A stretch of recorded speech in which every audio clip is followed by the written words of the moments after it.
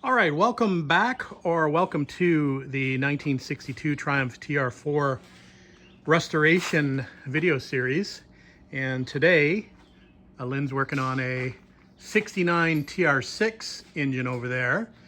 And I'm going to be doing a bit of a project. I'm going to be doing a patina clear coat job on this car that I was just talking about, the 62 TR4. So we've got some product in, and I'll share with you in just a second. We'll go over what the plan is for today. But there's what the car looks like currently. I'm going to get it outside and we're going to give it a wash down shortly, and before we get to the clear coating part of this project. So without further ado, let's get crack-a-lackin'. Let's get crack-a-lackin'. Yes, sir. All right, when we started this project, we knew we wanted to seal this patina in some way, shape, or form. And we talked about two possibilities. Early on, we thought we might just linseed oil this car with boiled linseed oil. That's one way to preserve the patina. But the only problem with that is that you need to, there's some upkeep involved. You need to really redo it every few months or so. So I was looking for something that was going to be more of a permanent fix. I was then deciding that I was going to actually spray clear coat it. I actually have some clear coat at home that I was gonna wanted to use up, basically, more or less. It's kind of a cheaper clear coat, so I thought it'd be great for this project. But since then, I've decided to go a different route. We're gonna do a wipe-on clear coat, which I never really considered before, but I've now watched a few videos on a few different projects. So we're gonna be doing a wipe-on clear coat from a company called Patina. So talking a little bit more about the clear coat, the reason I decided to do wipe-on is basically because I'm lazy. And it was sort of preventing us from doing certain other elements of the project that we wanted to do a little quicker than what we would be able to do if I had to wait to apply clear coat. For example, I probably wouldn't have put the dash in with all the gauges if I knew I was going to be clear coating. Even though you can mask off the interior, there's always a chance of some clear getting through and kind of sticking to your newly completed work. So I figured that it would be much easier from a masking perspective to do the wipe-on clear. So we're not going to do a lot of masking on this project. We're just going to basically mask quickly around the areas we don't want to get any clear on. So that should be significantly easier than doing a spray clear coat job. I also decided that there was a choice that I had to make about what I was going to do as far as the glossiness of the clear coat. So you can get a gloss, you can get a semi-gloss, and you can get a flat. So I thought originally I might want to go with a semi-gloss, but then I ended up buffing up the rear of the car here, and you can see it's fairly shiny original paint. So I'm kind of liking that look. So I've decided that I'm going to go with the gloss wipe-on clear coat. All right, let's talk a little bit about the product. So here is the Patina product. And you've got, this is the kit basically that I've purchased. So the kit is, I believe, part number P9015R. And the kit consists of the actual rags, the actual wax and grease remover, the wipe-on clear coat. This again is a gloss finish. It also has the catalyst for it. Comes with some cleaning sponges, gray Scotch-Brites, basically to help clean the car. It comes with a microfiber applicator as well. So that's pretty much the contents of the kit.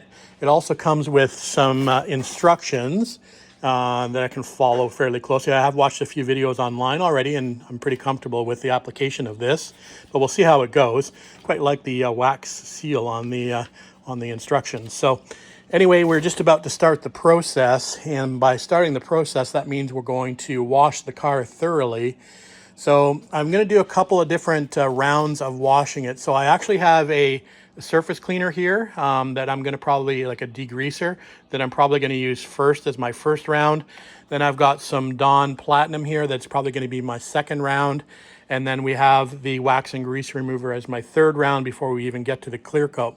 It's not the greatest day outside. It's not very hot. It's not very sunny. So obviously I want to make sure the car is nice and dry before we apply the clear coat. So what we're going to do after we wash it, and let it dry for a little bit, we're going to bring it inside here, put it up on jack stands, and we're going to get the air gun and blow out all the nooks and crannies. So that's the plan. So let's get started. All right, so first step is to wash the car, and I really want to do a good job at this because I don't know if I've mentioned or not, but I've actually done a little bit of buffing on this car to bring back some of the color. So obviously there's compound and polishing residue on this car. So I want to make sure I get all that off. Otherwise the clear coat is not going to stick. So we'll definitely want to get all of that off. So that's why I want to do a couple rounds of cleaning. You can actually see, I think, a little bit, even a haze there, a little bit of some polishing compound that's left over.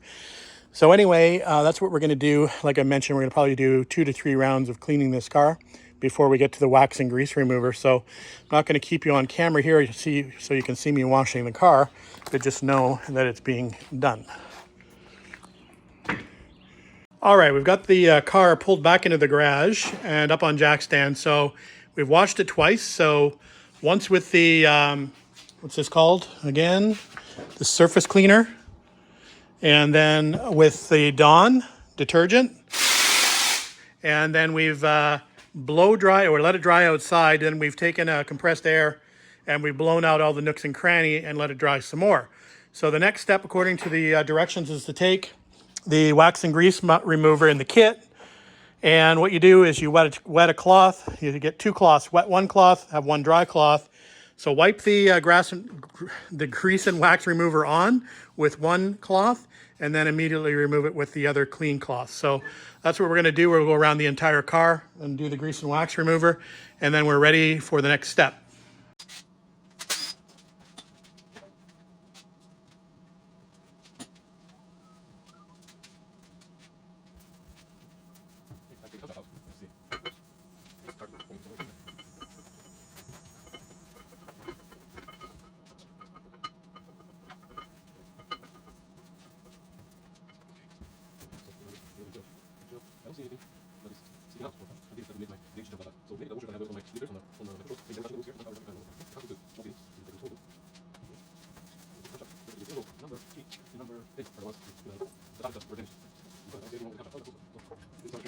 All right, the grease and wax remover step is now complete. So I think what we're going to do now is we're just going to go around the car and we're going to do a little bit of taping here and there, just somewhere like around the capping here at the rear, just not to get any clear coat on the actual aluminum bits, probably around the door handles. So basically anywhere I don't want to get clear coat, I'm just going to do a really quick tape job. Not a lot we need to tape up, but just like I said, I don't want to get too clear on everything. Apparently, if you do get clear on something you don't want to get clear on, you can use acetone to clean it up. So I do have acetone on hand just in case. All right, let's. We're filming here. Sorry. All right, so we've got the car taped up where we want it to be. And again, not a lot of taping involved. We are going to clear coat right over top of the beading. If it sticks, hopefully. I did scrub it down, so just some tape around the chrome bits, around the hinges, the gas cap, the lights, the door trim. So that's looking pretty good. That's about as clean as it's going to be. Hopefully the clear will stick. So here is your last view of the car without clear coat. So soak it all in. This is the last time it'll be dull. If the clear coat works. I mean, we could have a saggy, runny mess, but I'm hoping not. So let's give it a shot. We'll got the mixing cups ready. We'll break out the clear and the catalyst. We'll mix it up. It's mixed 8 parts clear to 1 part catalyst. And then the application is done by a sponge. So I've just got a paint tray here standing by that we're going to use. And there's the microfiber sponge. They suggest you blow this off with compressed air just to get all the lint off of it. We'll probably give the car one more quick wipe down just to make sure there's not any dust on it before we start on the clear. So here we go. Let the fun begin.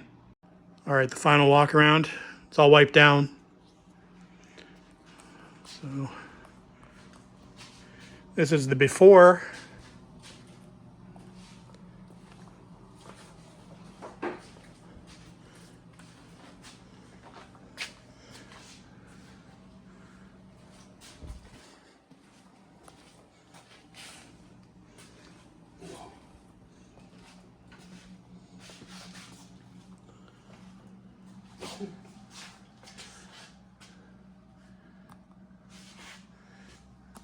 disregard the grunting in the background. Sorry.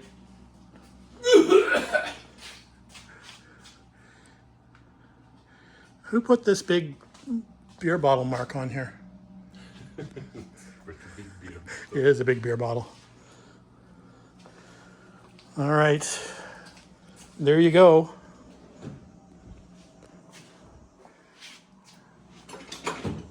Let's do the Poppy's Patina.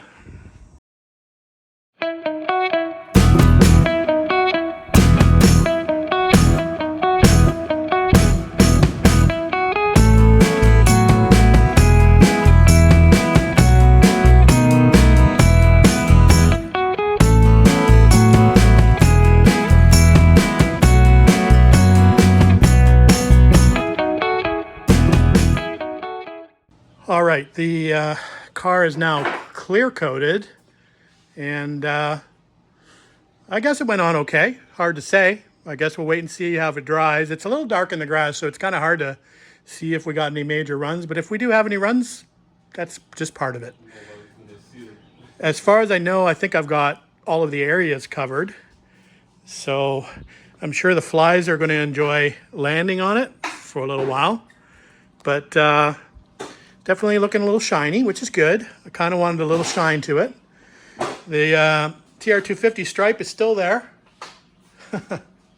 Shining through the clear coat. I don't know if you can see that in the camera or not. But anyway, we'll let this sit and dry. Hopefully Rusty won't come out and brush against it. But yeah, so that's just going to protect that patina for a few years at least, and help to preserve it. So some areas went a little easier than others. It seemed to be picking up a little bit of pigment from some of the paint that I used, like the, I think it might have been picking up some of the Rust-Oleum, might have been eating some of the solvents, or the solvents might have been eating some of the Rust-Oleum, so I was getting a little bit of an orange tint to the clear coat, but I soldiered on. Anyway, we'll see how it dries up, and you can do a second coat if you want, but I don't think we're going to go to that level. So anyway, let's see how this dries, and we'll bring you back in a few hours, or maybe tomorrow even, and show you the finished result after we get it untaped. All right, up one more update on the Poppy's Patina. It's been, I don't know, probably about 45 minutes or so. And according to the directions I'm holding in my hand, this is supposed to be dry after about 30 minutes. Well, dry to the touch after about 30 minutes. So you might be able to see that I've unmasked it, and we're not going to touch it probably. It won't fully cure for 24 hours, so not really going to touch it until that point in time. So we'll just let it sit here. So yeah, I think it looks good. Might be too shiny for some, but I like it. It kind of looks like it just came out of the car wash. But it definitely does leave some, and again, this could be down to my application as well. You definitely can see some marks from the applicator. But again, that could be my application. But again, I didn't expect this to go on without being able to see some sort of marks in it. But it seemed to flow out pretty well. I don't believe I got any runs in it, but who knows until you really get it out in the sun and have a quick look at it. So I had Elin take a walk around it as well and couldn't really see anything. I think I've basically managed to get everything, but again, we'll probably find some areas where I missed. But yeah, I think it looks good. I'm happy with it. Again, it's going to protect the car, which is the main point. A couple of things to note. This actually can be sprayed. So if you didn't want to do the wipe on, it can be sprayed. It's got directions here. You can use a 1.4 nozzle on a gun to spray this out. So it might be an option for you. I could see this being good if maybe you wanted to do an area in the engine bay or something like that, maybe the wheel arches, and you didn't want to go to the effort of grabbing a gun and masking everything off. You might want to do something like that. If you've got a fairly scruffy looking engine compartment, it might actually be able to make that shine up a little bit. But yeah, this product anyway, I think it looks good on the car. Again, it's not going to be everybody's cup of tea, and I understand that, but for what it is, I think it looks good. So again, Poppy's Patina, fun product to use, and again, first timer using it. So Yeah. Anyway, well, tomorrow maybe, or maybe the next day, we'll see.